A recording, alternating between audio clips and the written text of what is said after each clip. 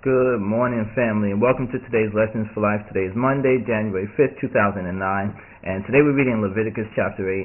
And as I was reading Leviticus chapter 8, you remember the last couple of chapters, we saw how the Lord was talking about the different offerings, and now in Leviticus chapter 8, you actually see the implementation of this offering that Moses was instructed by the Lord to do, all these different types of offerings.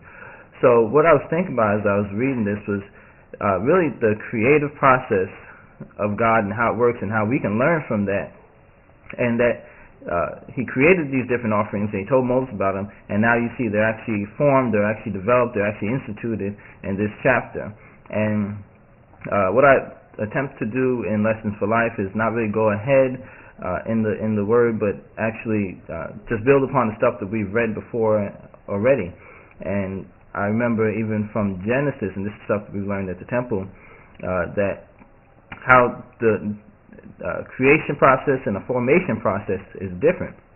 And in Genesis chapter 1, even the first book of the Bible, where you see that God created man, then in the second book of the Bible, it looks like it's actually it's just a duplicate of what was being said in the first book, but it's actually, you see God now forms a man. So the creation process is a different process than the formation process, just like we see here in Leviticus chapter 8, where it's now these things are being instituted, these actually things are being created, or actually not being created, now actually being done. But the creation process was the thought process behind the formation.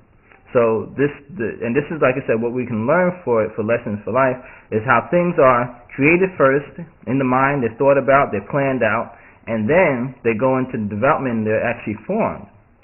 So that's what we see here in Leviticus 8, where now these different offerings and these different things that the Lord had spoke to Moses about and created really with the thought, and now they're actually being formed with Moses actually performing them with Aaron and his sons. And there was also when they were building the tabernacle and all the things that the Lord told them. That was another example of how it was created first in the mind, it was thought about, and then it was formed. So now how can we use this in our life? When we actually want to accomplish something, we need to plan it out first. We need to create it in our mind. We need to think about it, go through the process even of creating in our mind, then you go into the actual formation process.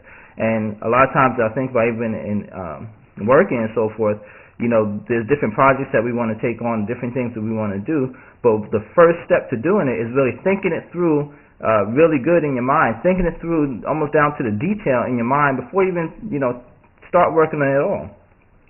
So this is an important tool that we can learn for Lessons for Life, for our entire lifetime, of how we need to plan things out first. That's the creation process, and then go into the formation process afterwards. Then it actually makes it that much easier to have these things manifest in our lives. So think about whatever you want to come up to fruition or manifest in your life. You have to go through that creation process first. So you have to go through that thought process, just like God did.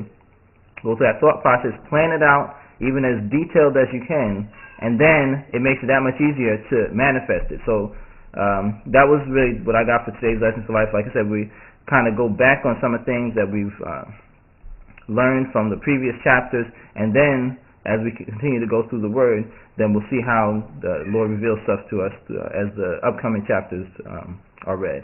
So with that, that's today's Lesson for Life. Create yourself a wonderful day today. And even when I say create yourself a wonderful day today, the thought can be just to create it, and that's what I'm telling you to do.